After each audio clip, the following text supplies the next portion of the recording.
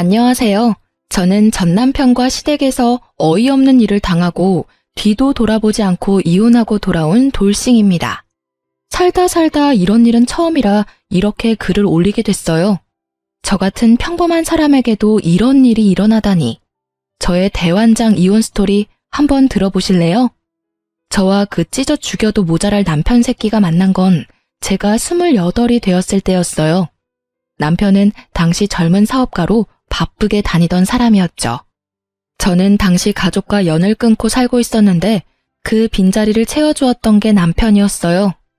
남편은 사업 때문에 매번 바빠서 같이 있는 날은 많지 않았지만 그래도 만났을 때는 온전히 저에게만 집중해주는 모습에 반했어요. 그렇게 좋아하는 사람이었지만 결혼을 깊이 생각할 정도는 아니었어요. 좀 더 서로를 알아가야 한다고 생각하던 때에 우리에게는 새로운 생명이 찾아왔어요. 제 눈에 넣어도 아프지 않은 우리 아들이요. 만난 지 4개월 만에 보석처럼 곱고 애교도 많은 아이를 임신했을 때 처음에는 너무 무서웠어요. 남편이 아이와 저를 책임지지 않을 거라는 생각 때문에요. 그런데 남편은 자기가 책임지겠다며 결혼을 이야기하더라고요. 그때 저는 정말 너무 기뻤어요. 이 사람이 나를 그만큼 사랑해주는구나 하고요. 그렇지만 남편의 권유로 결혼식은 아이를 낳고 하기로 했어요. 배가 불러 예쁘게 나오지 않는 것도 싫었고 분주하게 움직이다가 아이를 잃는 것도 싫었기에 저도 남편의 말에 응했어요. 그리고 우리는 혼인신고만 한 상태로 제가 살던 전셋집에서 신혼집을 마련하게 되었어요. 어차피 남편이 사업차 지방을 자주 내려가기 때문에 돈을 더 많이 벌면 더 큰 집을 마련하자고 했었고 그 전까지는 여기서 조금만 더 버티자고 했죠. 그리고 정말로 남편은 바쁘게 움직였어요. 주말에는 아예 집에 오지 못하고 출장을 가야 했고 평일에도 이틀, 길면 나흘 이렇게 잠만 자고 일하러 다시 가야 했어요. 그때 제 곁에 있어준 건 시모였어요. 처음에는 제가 아이를 덜컥 임신했을 때도 시모는 뒤도 돌아보지 말고 결혼하라며 힘들면 자기가 애를 같이 봐주겠다고까지 하더라고요.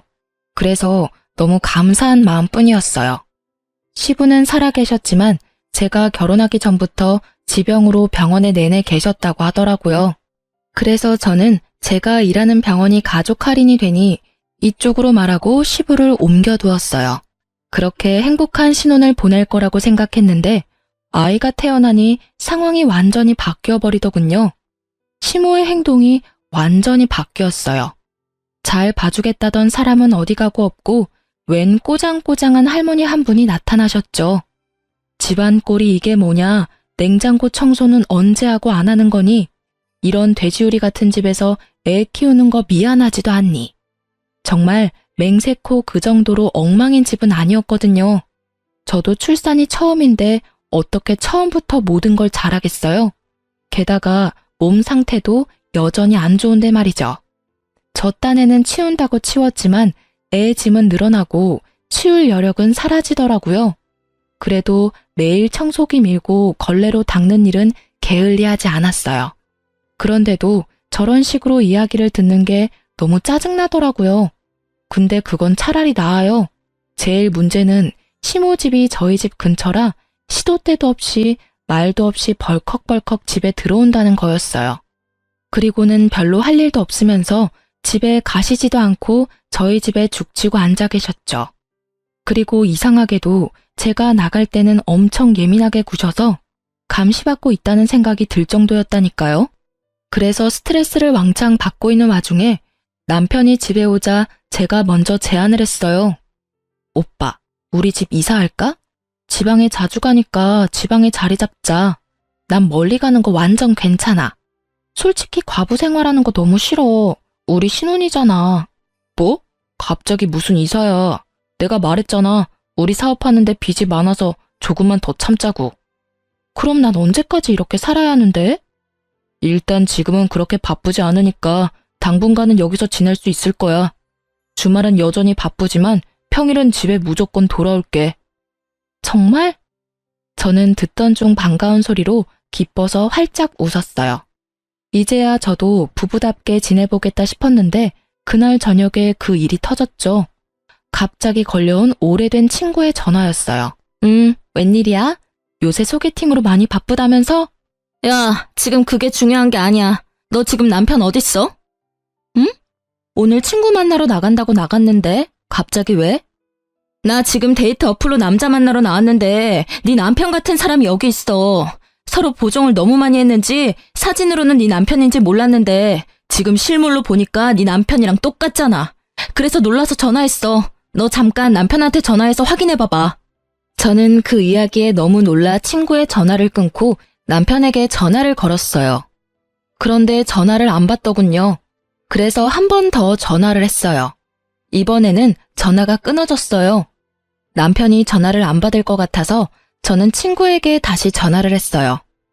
방금 폰 보더니 바로 끊던데? 너 전화했었어? 친구의 그 말에 저는 남편이 맞았다는 걸 확인했죠. 친구에게 영상통화를 다시 걸었고 남편이 있는 곳을 비춰달라고 했어요. 오늘 남편이 입고 간 옷 그대로더라고요. 저는 배신감과 수치스러움으로 화가 나 미치겠더라고요. 남편을 기다리는 내내 1살도 채 되지 않은 아기가 있는 유부남이 데이트 어플을 사용해야 할 이유에 대해 생각해봤지만 떠오르는 건 아무것도 없었어요. 그리고 그날 허탕 크게 치고 온 남편이 돌아왔을 때 남편에게 따졌어요. 오빠, 데이트 어플로 여자 만나고 다녀? 뭐? 무슨 소리야. 너랑 애가 있는데 내가 왜 그런 거래? 그리고 그럴 시간도 없어. 오늘 친구 만나러 간다고 했잖아. 너 설마 나 의심해? 남편은 당황한 표정으로 우선 발뺌부터 하더군요. 눈 하나 깜짝하지도 않는 그 모습에 저는 필사적으로 눌렀던 화가 치밀어 오르는 걸 느꼈어요. 의심이 아니라 확신인데? 오늘 데이트 어플 상대가 펑크냈지? 그럴 수밖에 없지. 오빠 오늘 만나려고 했던 여자가 내 친구거든? 그 전화 받았을 때 내 기분이 어땠는지 모르지? 내가 왜 그런 걸 친구의 전화로 알아야만 하는 건데 친구들이 뭐라고 생각하겠냐고. 제 말에 남편 얼굴이 하얗게 질리더라고요. 아니 이럴 거면 왜 바람을 피냐고요. 화가 난 제게 남편 놈은 그제야 다급하게 말하더라고요. 그거 진짜 호기심으로 한번 해본 것뿐이야. 친구가 그런 어플이 있다고 해서 한번 경험 삼아 해본 거고. 그리고 무슨 일이 있었던 것도 아니잖아. 어차피 얼굴도 못 봤고 만나지도 못했는데. 그냥 한 번만 넘어가줘. 이후로 절대로 그런 짓 안 할 테니까. 응? 저는 남편의 뻔뻔하게까지 한 말에 배신감을 지독하게 느꼈어요. 아니, 뭔데 이렇게 당당한 건데요? 잘한 거 하나도 없는 놈이 빳빳하게 얼굴 들고 한 번만 봐달라니. 이게 지금 저한테 할 소린가요? 미안하다가 아니라 한 번만 봐달라는 소리가 먼저 나오는 남편을 보며 저는 한숨을 푹 쉬었어요. 한 번만 봐줘? 이렇게 살 거면 그냥 헤어지는 게 낫겠어. 이게 뭐야? 남편이라는 작자는 집에 들어오지도 않고 시어머니라는 사람은 시도 때도 없이 집에 말도 없이 찾아오지를 않나. 게다가 아직 어린 애기 두고 여자 물색하는 남자를 도대체 어떻게 믿으라는 건데? 그리고 최소한 나한테 미안하다 한마디는 해야 하는 거 아니냐고. 봐달라고 말하기 전에. 미안해. 진짜로 미안하다니까. 2번 다시 그런 일 안 할 테니까 이만 마음 풀어. 당신이 원하는 거 다 해줄게. 나도 일부러 그런 거 아니라니깐. 이번이 처음 아니지? 다른 데로 말해봐. 몇 명이나 이 어플로 만났냐고. 맹세코 이번이 처음이라니까. 몇 번을 이야기하게 만들어. 정말로 미안해. 그러니까 이번만 좀 봐줘. 뭐 할까? 어플도 지울게. 자, 됐어? 그럼 각 썼어. 2번 다시 이런 일 안 하기로 하고 다시 이런 일이 생길 경우에는 이혼하고 위자료 지급하고 친권, 양육권 다 나한테 넘긴다고 써. 제가 알기로 각서라는 건 법적 효력이 없어요. 그럼에도 각서를 쓰게 한 건 남편에게 보여준 제 각오였어요. 다시 바람을 피려 하거나 바람을 필 때 이대로 내가 하겠다는 각오였죠. 남편은 아주 흔쾌히 각서를 쓰더라고요. 그렇지만 그 각서를 보면서도 우울하고 열받는 불같은 제 마음은 전혀 좋아지지 않았어요. 그런 제 모습을 보던 남편은 며칠 동안 저녁마다 집안일을 도와주며 저를 달래려 애쓰더군요. 저는 큰맘 먹고 용서해주기로 했어요. 여자를 만나려 했지만 못 만났다는 점이 크게 작용했던 거죠. 게다가 남편이 집에 있으니 시모가 집에 오지 않더라고요. 그렇게 저는 아주 잠시 편안함을 느낄 수 있었어요. 시모가 오지 않고 남편이 집안일을 해주고 있었으니 딱 오늘만 같았으면 하는 마음이 들었거든요. 그렇지만 그것도 오래 가지는 못했어요. 한 달도 채우지 못하고 남편은 일이 다시 바빠지는 바람에 다시 지방을 오가는 생활을 하게 됐거든요. 그렇게 남편이 다시 사라지자 시모의 습격이 시작되었어요. 무슨 생각인 건지 시모는 남편이 있을 때는 절대로 집에 오지 않더군요. 그런데 남편이 오지 않을 때는 귀신같이 알고 집에 와서는 저를 괴롭혔어요. 집안일 못한다고 지적하던 시모는 아이가 커갈수록 아이에 대한 지적을 하더라고요. 아이가 못생겼다느니, 너를 닮은 게 실수였다느니. 듣기에도 진짜 머리가 아플 만큼 아이에 대한 악담을 하더군요. 처음에는 그냥 농담으로 넘기려고 했는데 매번 그런 이야기를 들으니 점점 더 농담으로 들리지 않더라고요. 자그마치 애가 태어나고 30개월을 그렇게 보냈죠. 그런 상황을 참다 못한 저는 인연을 끊고 지냈던 어머니에게 결혼 후 처음으로, 아니, 집을 나온 후 처음으로 전화를 걸었어요. 시모뿐만이 아니라 여전히 집에 잘 오지 못하는 남편 때문에도 엄청 힘들었거든요. 엄마, 나야. 너 지금 어디야? 어떻게 한 번도 연락을 안 해? 이 모진 것. 잘 살고는 있는 거야? 밥은 잘 먹고 다니고? 엄마, 너무 걱정했어. 나 결혼해서 애까지 있어. 엄마한테 전화하고 싶었는데 혼전 임신이라 엄마하고 틀어질까봐 걱정돼서 연락도 못했어. 뭐? 애가 있어? 결혼까지 했다고? 너 결혼식 할 때는 어떻겠어? 부모도 없이 혼자 들어갔어? 아니, 결혼식은 아직 안 했어. 배가 불러와서 결혼식은 나중에 하기로 했거든. 아, 정신이 하나도 없어. 오랜만에 전화했나 싶었는데 이런 일까지 듣게 되고. 그래, 애는 몇 살이야? 이제 30개월이야. 아들인데 귀엽고 애교도 많아. 듣기만 해도 좋네. 내일이라도 집에 와. 반찬 해놓을 테니까 반찬 가지고 가고. 애 얼굴도 한번 보자. 연락 안 되는 동안 손주가 생겼다니 신기하기도 하고 놀랍기도 하고. 그렇게 전화를 끊고 다음날 꼭두 새벽부터 저희 친정을 찾아갔어요. 몇 년을 오지 않았음에도 제 방은 그대로더군요. 주말이라 아버지도 집에 있더라고요. 오랜만에 보는 아버지는 많이 늙었더라고요. 이놈아, 이렇게 힘들게 살 거면 그냥 집에 있지 그랬어. 우리 몰래 애까지 낳고.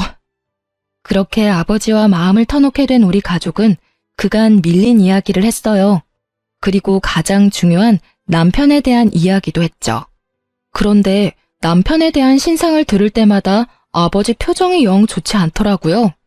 근데 네 신랑이라는 사람 사진 있냐? 아빠 얼굴 좀 보여줘봐. 어떻게 생겼는지 얼굴 좀 보자. 저는 아무 생각 없이 폰 사진을 몇 개 보여줬어요. 아무리 생각해도 닮았는데. 뭘 닮아? 아, 애기랑은 많이 닮았지, 아빤데. 아니, 애 말고 우리 회사 직원 말이야. 나이도 이름도 똑같은데 사업한다고? 아무리 봐도 우리 부서 직원이랑 똑같단 말이지. 아니겠지. 잘못 본 거 아냐? 남편 사업하느라 매번 바쁘다는데. 게다가 지방을 자주 다녀서 집에도 많이 못 오고. 저는 별거 아니라는 생각에 그렇게 말했는데 아버지는 생각보다 심각하더라고요. 근데 너무 이상하잖아. 이름이랑 나이도 똑같고 얼굴도 똑같은 사람이야. 근데 그 직원은 결혼했다고 한 적 없거든. 아빠가 너무 의아해서 그러지. 아버지의 그 말에 저는 당황스러웠어요. 아버지가 거짓말을 할 이유도 없고 거짓말을 할 사람도 아니었으니까요. 게다가 이름에다 나이, 얼굴까지 똑같은 사람이 이 세상에 몇 명이나 되겠어요? 저는 걱정이 되기 시작했어요. 만약 제 남편이 아버지가 아는 사람이 맞다면 그는 제게 직업도 속이고 싱글인 척 돌아다닌다는 것이잖아요. 남편이 데이트 어플을 사용했던 전적이 있었기에 저도 마음 편히 있을 수는 없었어요. 그래서 엄마에게 반찬을 받아 집에 돌아오면서 곰곰이 생각했어요. 저는 친구에게 주변에 돈 필요한 사람 있으면 소개시켜달라고 했어요. 아는 사람에게 부탁하려니 너무 부끄러웠거든요. 소개받은 사람에게 돈을 주고 남편의 사진을 보여주며 이 사람을 미행해달라고 했어요. 어딜 가는지 뭘 하는지도 알아봐달라고 했죠. 저는 남편 출근 시간에 맞춰 그 사람을 불렀어요. 그리고 시간마다 사진이 메시지로 제게 도착했어요. 남편은 저희 집에서 나와 정말로 아버지의 직장으로 가더군요. 아버지가 다니는 회사 이름을 보고 있으니 손발이 벌벌 떨리더라고요.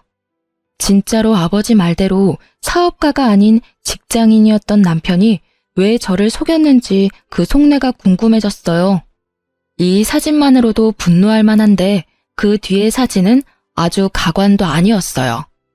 제가 모르는 어떤 아파트로 들어가는데 거긴 지금 제가 사는 집 근처였거든요. 남편 놈이 그 아파트에 들어가는 사진까지 보고 난 뒤 제가 직접 알아보기로 했어요. 아이를 친정엄마에게 맡겨놓고 새벽부터 그 아파트로 가서 남편의 차 번호를 찾았죠. 그리고 근처에서 몰래 기다렸어요. 그날은 주말이었는데 차를 타러 나오는 남편이 보이더라고요. 사진 속 여성과 아이, 그리고 시모까지 모두 나왔어요. 시모가 이 여성과 아이를 알고 있었다는 거잖아요. 남편의 팔짱을 끼고 유모차를 밀고 있는 남편 놈을 보니 배알이 뒤틀려 지금이라도 당장 뛰어나가서 머리채를 쥐어뜯고 싶더군요. 하지만 참았어요. 나와 만날 때부터 아니면 혹시라도 그 전부터 만났을지도 모를 상간녀를 보니 속이 안 좋았어요. 게다가 저희 아이보다 아주 조금 어려 보이는 아이. 제가 임신했을 때 저 여자도 임신을 했었다는 이야기잖아요. 너무 더러운 기분에 저는 더 이상 그 사람들을 쫓아갈 생각도 들지 않았어요. 집에 돌아와 남편을 기다리며 왜 굳이 남편이 나와 결혼을 했을까 고민해봤어요. 솔직히 우리 부부 사는 게 보통 부부처럼은 절대 보이지 않잖아요. 주말은 오지 않고 평일에도 이틀, 나흘? 이럴 거면 저랑 왜 흔쾌히 결혼을 했냐 이거죠. 그런데 짐작 가는 구석이 딱 하나 있긴 했어요. 결혼하면서 남편이 제게 그랬거든요. 우리 결혼하면 아버지 혹시 당신 직장에 모셔줄 수 있어? 아버지 병원비가 생각보다 많이 나와서 걱정이거든. 지병이 있으셔서 병원에 입원하셔야 하는데 병원비가 어마어마하더라고. 아버님이 병원에 계시다고? 요양병원이면 비용이 꽤 나올 텐데. 수급자가 아니시면 아무래도 부담이 되지. 비급여가 많으니까 그럼 우리 병원으로 모시자. 직원 할인 있으니까 조금 도움은 되겠지. 그리고 무슨 일 있으면 연락하기도 쉽고 말야. 그 말에 시부를 저희 병원으로 옮기고 제가 보호자로 지내며 필요한 걸 넣어드리거나 굳은 일을 도맡고 있었거든요. 일단 같은 건물에 있으니 제가 하기 쉬웠으니까요. 그리고 시모도 결혼할 때 꼭 부탁하더라고요. 그런데 옮기고 나니 정작 아무도 찾아와 보지는 않았어요. 그렇게 지극정성으로 모시는 척 하더니 제게 맡겨두고는 아예 발길을 뚝 끊었죠. 가만 보니 이것들이 입원비 할인받고 그 김에 귀찮은 짐 떠넘기려고 저와 결혼을 하려고 한 것 같았어요. 얼굴도 보지 못한 여자가 임신을 했다는 이유만으로 결혼을 허락한 시모의 속내도 마찬가지였던 것 같았어요. 그런 인간들 손에 노란한 내가 너무 바보 같고 원망스러워서 아무 일도 손에 잡히지 않고 시간만 흘렀어요. 그리고 월요일 저녁이 되자 남편이 집에 돌아왔더라고요. 저는 남편이 거실 소파에 앉자마자 폰으로 사진을 보여줬어요. 이거 뭐야? 그게 뭔데? 사진을 흘깃 보던 남편은 표정이 싹 바뀌더라고요. 뭔지 알아챈 거죠. 내가 사진 하나를 받았는데 사업하느라 바빠서 집에 못 온다고? 개집질하느라 집에 못 오는 거였겠지. 어이가 없어서 애까지 만들었어? 딱 봐도 우리 애랑 얼마 차이 안 나 보이는 애를 언제부터 이 상간녀랑 두 집 살림했는지 빨리 불어. 저의 추궁에 남편 놈의 반응은 상식적이지 않았어요.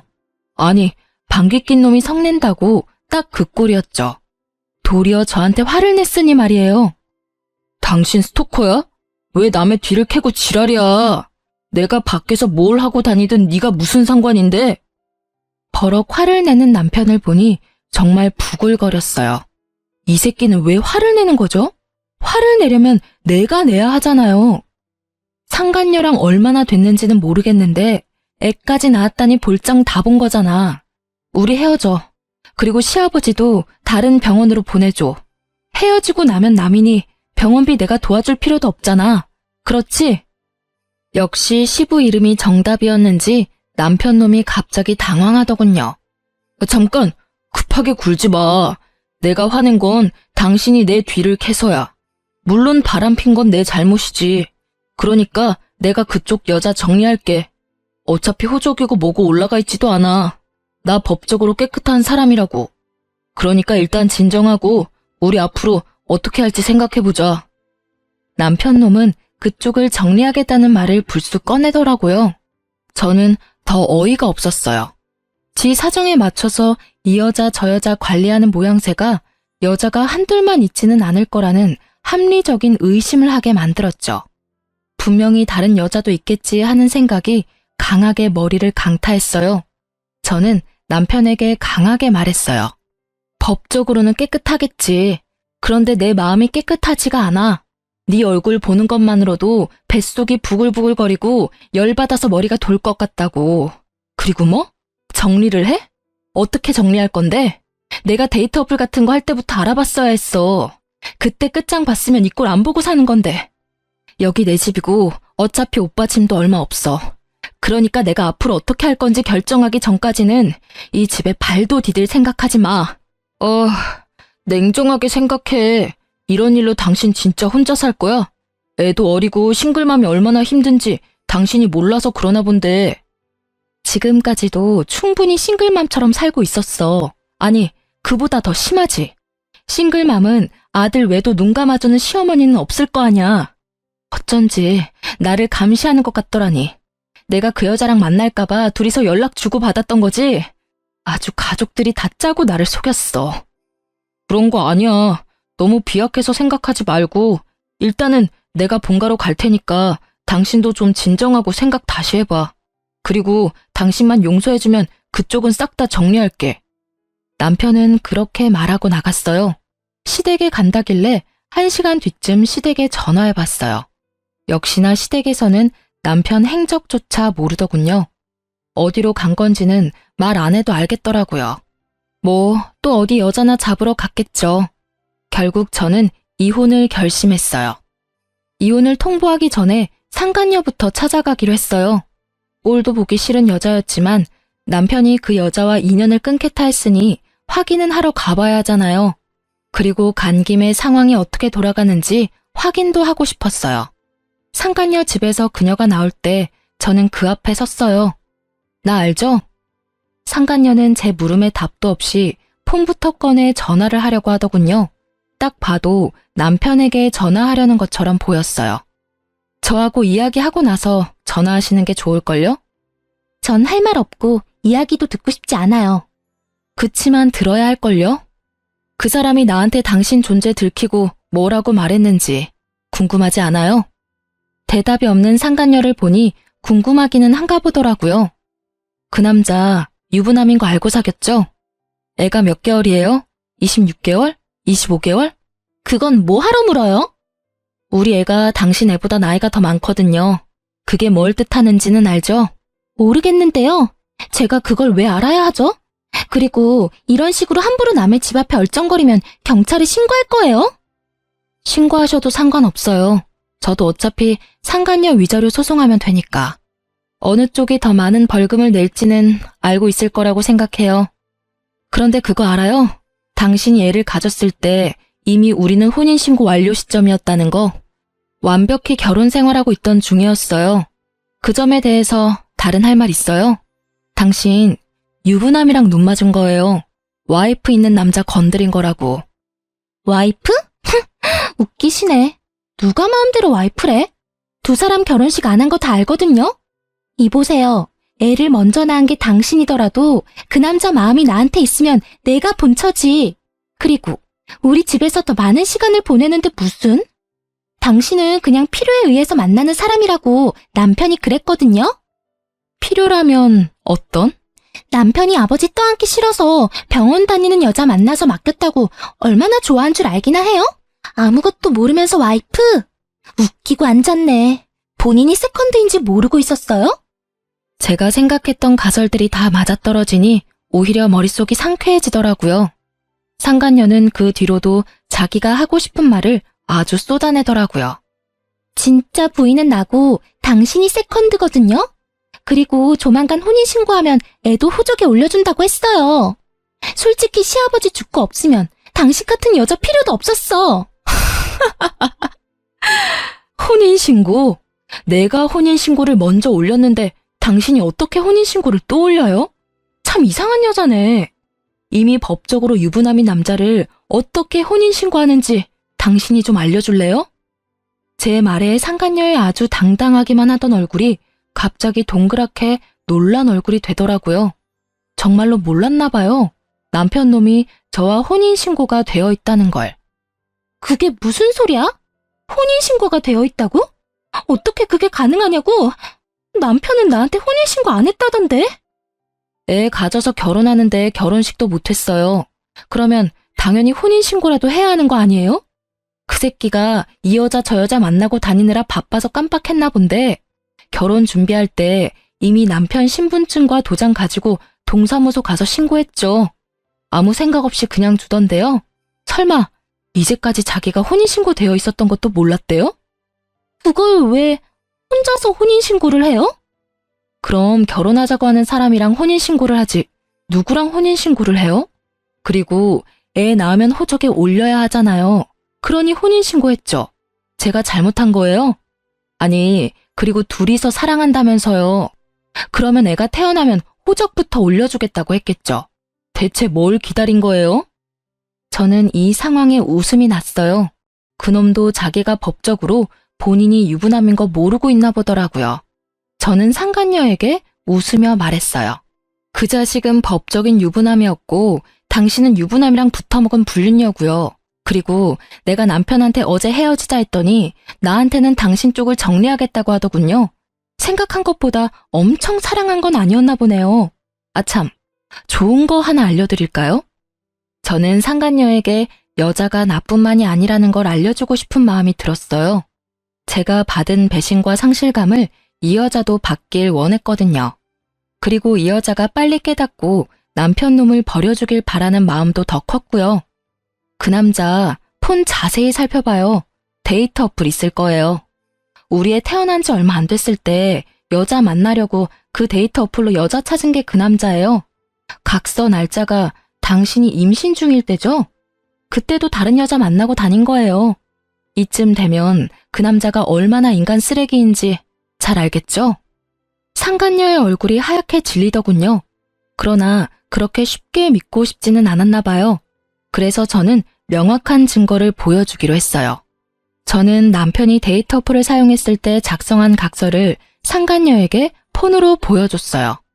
날짜까지 적힌 각서는 제 아이가 태어난 지 얼마 안 돼서 작성된 거니까 적어도 이 각서를 썼을 때는 그녀가 임신 중이었거나 아이가 신생아였을 것 같았거든요. 그 데이터 어플 상대방이 제 친구여서 제가 착각할 리 없거든요. 친구한테 목록 보내달라고 하면 보내주겠죠. 그거라도 받아서 보여줘요? 아, 그리고 혹시 주말에 잠깐 저희 집 간다고 나간 적 없어요? 근데 그놈은 저희 집에 주말에 온 적이 없어요. 매번 평일에만 저희 집 왔거든요. 그럼 이 집에 오지 않은 주말에는 어디에 갔을까요? 그 이야기를 듣자마자 상간녀의 얼굴이 확 일그러지더라고요. 그 얼굴을 보니 얄궂게도 제 마음이 조금 시원해지더라고요. 결국 상간녀는 제 말이 끝나자마자 폰을 들고 남편 놈에게 전화를 하더라고요. 야, 이 나쁜 놈아. 너 혼인신고까지 했으면서 뭐? 우리 애를 호적에 올려줘? 너 어디부터 어디까지가 거짓말이야? 우리 사이 이제 끝이야.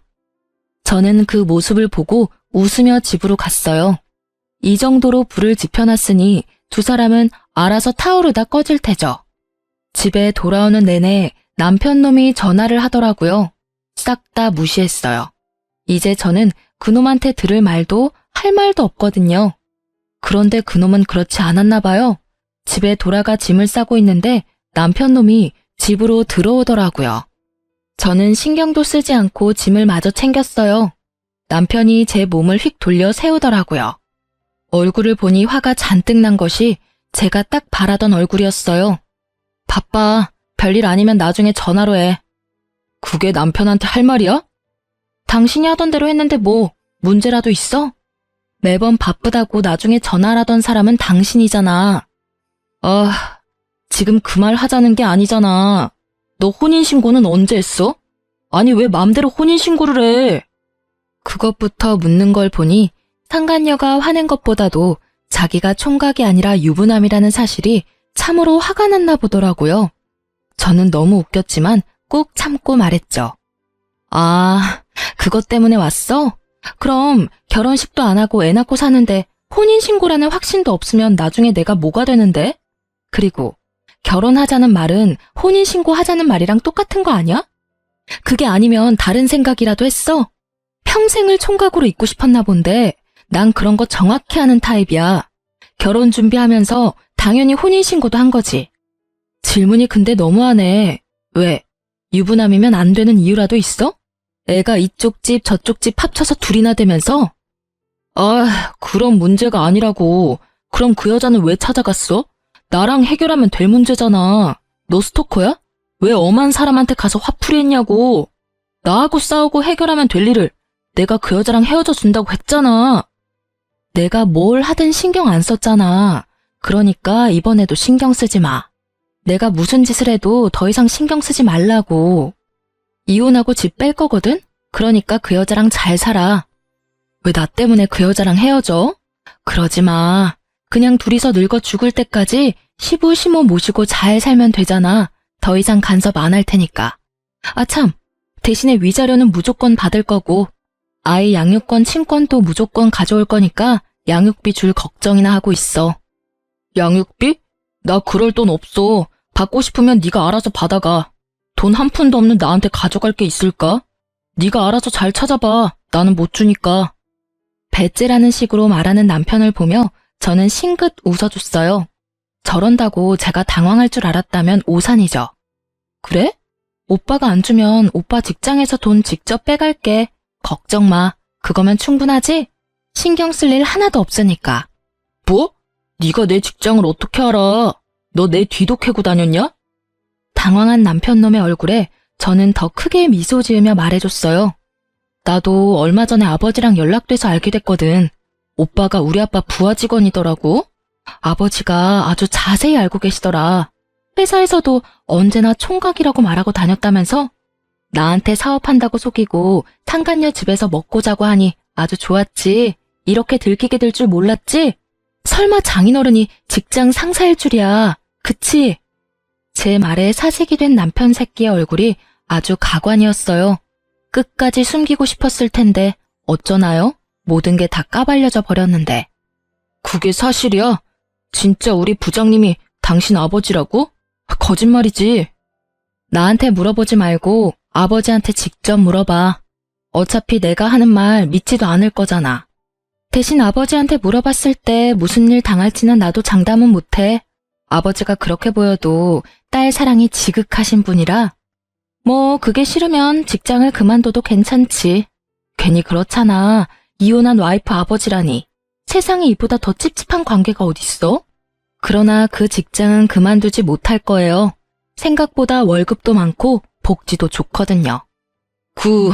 잠깐만. 여보, 우리 진짜 진지하게 이야기 좀 할까? 가족관계나 그런 거 정말로 맞는 거야? 일부러 나한테 거짓말하는 건 아니지. 나 바쁘다니까. 짐 싸고 있는 거 안 보여?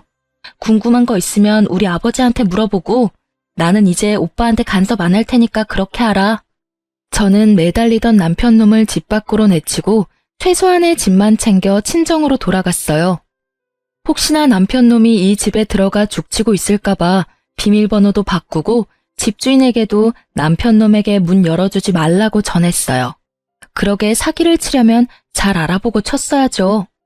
그렇게 이혼은 아주 속전속결로 이뤄졌어요. 워낙에 남편놈에게 유책 사유가 많고 확실하기도 했어서 저에게 굉장히 유리하게 이혼이 되긴 했어요. 그렇지만 이미 배신당하고 상처받은 제 마음과 태어난 후로 아버지에게 사랑받지 못했던 아들의 마음은 절대로 제게 유리하지 않은 일이었어요. 이혼이 완료되고 가장 먼저 한 일은 제가 일하는 병원에 입원한 시부의 할인을 끊는 일이었어요. 그리고 다음 달 병원비가 평소의 배로 나오자 시모가 연락이 왔더군요. 병원으로 전화하면 될 일을 제 개인 폰으로 연락을 했어요. 야, 너 병원비에 무슨 짓 했지? 왜 병원비가 갑자기 이렇게 많이 나와? 80만 원 나오던 병원비가 왜 갑자기 160만 원이나 나와? 아, 보호자분, 그건 당연한 일이죠. 원래 병원비가 160인데 가족 할인 받아서 120만 원이었고 그중에 40만 원을 제가 선지급금으로 내드리고 있었거든요. 그래서 보호자분이 낼 돈은 80만 원밖에 안 됐던 거예요. 그런데 제가 이혼을 했잖아요. 보호자분 아드님의 유책 사유로 인해서. 그래서 할인이 사라지고 제가 내던 돈도 안 내게 돼서 160만 원 전체를 내셔야 하는 거예요. 저번 달, 저저번 달 입원비 내역서 보세요. 할인 전 금액이 아마 160일 거고 선수금이 40 있을 테니까. 아니, 그렇다고 이렇게 갑자기 할인을 끊으면 어떡해? 미리 이야기라도 해줬어야지. 그리고 그래, 그 사람은 당신 딸 할아버지거든. 충분히 혈연이 있으니까 할인도 가능하지.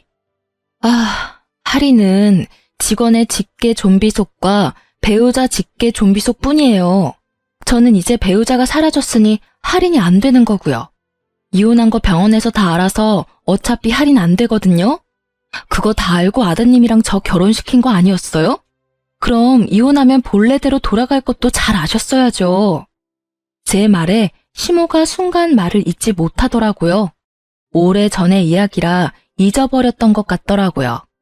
그러게 왜 사람을 괴롭혔는지, 왜 아들의 외도를 돕고 있었는지, 이제와 후회한들 저는 번복할 생각이 전혀 없으니까요. 아니, 그런 걸로 결혼시킨 거 아니야. 그리고 예정이 있는데 그 정을 봐서라도 좀. 정 같은 거 없고요. 솔직히 지금까지 매달 50만 원씩 더 내준 것도 다 받아내고 싶은 심정이거든요. 어차피 그것까지 위자료로 싹 다 받아먹을 거지만. 그리고 병원이 비싸면 본인이 직접 간병하시면 되잖아요. 결국 시모는 할 말이 없으니 욕만 하다 전화를 끊더군요. 그리고 그 뒤에는 남편 놈이 시모와 같이 왔어요. 교대로 참 웃기지도 않았어요. 여보, 진짜로 다시 생각해봐. 당신 속인 거 내가 다 잘못했고 그 여자랑은 이미 관계 정리했어. 나는 이혼도 안 할 거고 아버지 퇴원도 못 시켜. 아직 집 정리 안 된 것 같던데 이러지 말고 우리 다시 같이 살자. 이번에는 꼬박꼬박 집에도 잘 들어오고 당신이랑 아들한테 충실할게. 정말이야. 그 꼴을 보니 얼마 전 들었던 소문이 진짜였던 것 같더라고요. 상간녀가 자기 말고 딴 여자 또 만나는 거 발견해서 자기 집에서 나가라고 내쫓았다 하더라고요. 혼인신고해주겠단 말만 철석같이 믿고 있던 상간녀가 이미 유부남이었던 남편이 또다시 다른 여자 만나는 걸 용서해줄 리가 없죠. 집이 없어 시댁에 들어가 시모와 함께 살던 남편놈은 급하니 이번에는 제게 와서 빌붙으려 하더라고요. 똥줄이 타는 건 시모도 마찬가지였나 봐요. 그래, 얘야, 나도 다 잘못했어. 이때까지 너한테 그런 거 정말로 미안하게 생각해. 이제까지 내가 그랬던 건 다 너를 위해서였어. 남편 바람피는 걸 들키면 네가 얼마나 힘들었겠니? 그래서 내가 너를 못 나가게 한 것뿐이야. 정말로 나쁜 의도로 그런 거 하나도 없어. 제가 걱정돼서 남편 불륜을 눈감아줬다는 정신 나간 시모의 말을 들으니 이 사람들 제정신이 맞나 싶더라고요. 여태껏 그 여자랑 즐겁게 하하호호 잘 지내놓고는 이제 와서 자기들 아쉬우니 바로 획 돌아서는 거 봐요. 다 뽀록난 주제에 말은 얼마나 청산유수인지. 죄송해요. 저는 두 분을 용서할 마음이 눈꼽만큼도 없어요. 특히 어머니, 제가 상간녀와 마주칠까봐 매일 수시로 집에 감시하러 오느라 고생하셨어요. 그러니 앞으로는 그 열정을 남편분에게 쏟아서 열심히 간병하시면 될 것 같아요. 시모에게 그렇게 말해주고 저는 남편을 보며 말했어요. 그리고 오빠도 헛소리는 그만하고 직장이나 잘 다녀. 그래야 아버지 편으로 매달 양육비 잘 받을 거 아냐. 그러니까 여보, 나 지금 진짜 힘든 상황이라고. 정말 미안한 마음 가득하거든? 그러니까 한 번만 용서해줘, 응? 너 이렇게 독한 여자 아니잖아. 그러니까 참 대단하지. 이렇게 어리바리한 여자를 이렇게 독하게 만드는 당신 가족들이 더 대단하지 않아? 그리고 나를 속이느라 바쁘게 움직였던 열정이 있으면 아버지도 간병 잘할 수 있을 거야. 제 말에 뭐라 말 못하던 남편은 궁시렁거리며 퇴원수속을 밟더군요. 독한 년.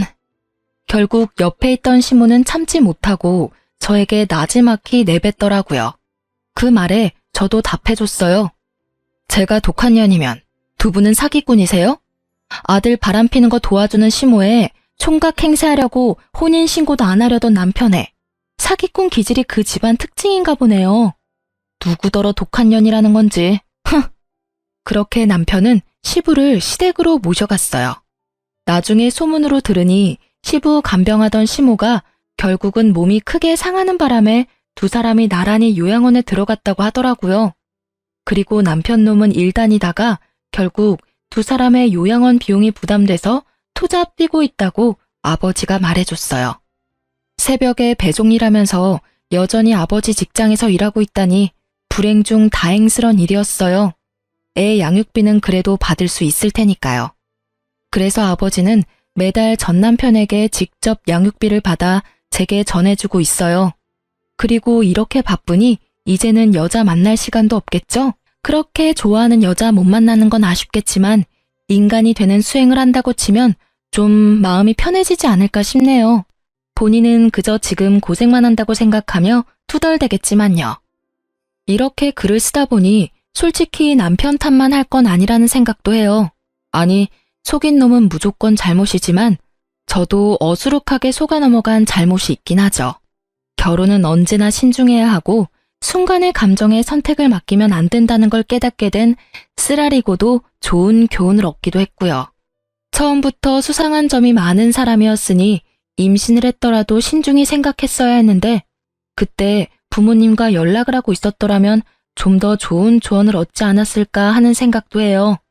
남편 놈의 가족이 짜고 저를 속일 줄은 몰랐지만 그래도 막판에는 다들 알아서 망해줘서 속은 시원해요. 저는 부모님 밑에서 아들 키우며 즐겁게 살고 있어요. 한번 떨어졌던 가족이고 다시 만나 앙금도 풀었고 귀여운 애교쟁이 손주도 있으니 아버지는 항상 아이를 위한 장난감을 사거나 여행을 같이 가곤 해요. 일을 하면 어머니가 아이를 봐주시니 매달 죄송한 마음에 용돈도 드리지만 아이에게 따뜻한 가족을 경험시켜줄 수 있어서 차라리 천만다행으로 생각해요. 남의 불행을 나의 기쁨으로 삼지 말아야 하지만 나의 불행을 행복으로 삼던 놈이 불행해지니 솔직히 기쁜 게 사람 마음인가 봐요. 이 정도로 당했으니 이런 생각 조금쯤은 해도 괜찮을 거라고 생각해요. 그렇지 않으면 제가 너무 열받잖아요. 이렇게 이야기해보니 이혼당한 글이 사기당한 글 같기도 하고 참 여러모로 다른 사람에게 알리기 창피한 일이긴 하네요. 그래도 제가 글을 쓴 건 이런 어이없는 일이 누군가에게는 일어나고 있다는 걸 알려드리고 싶어서예요. 그리고 같이 욕이나 시원하게 해주시면 제 마음도 편할 것 같았거든요. 긴 글 읽어주신 것 너무 감사하고요. 오늘 하루 행복한 하루 보내세요.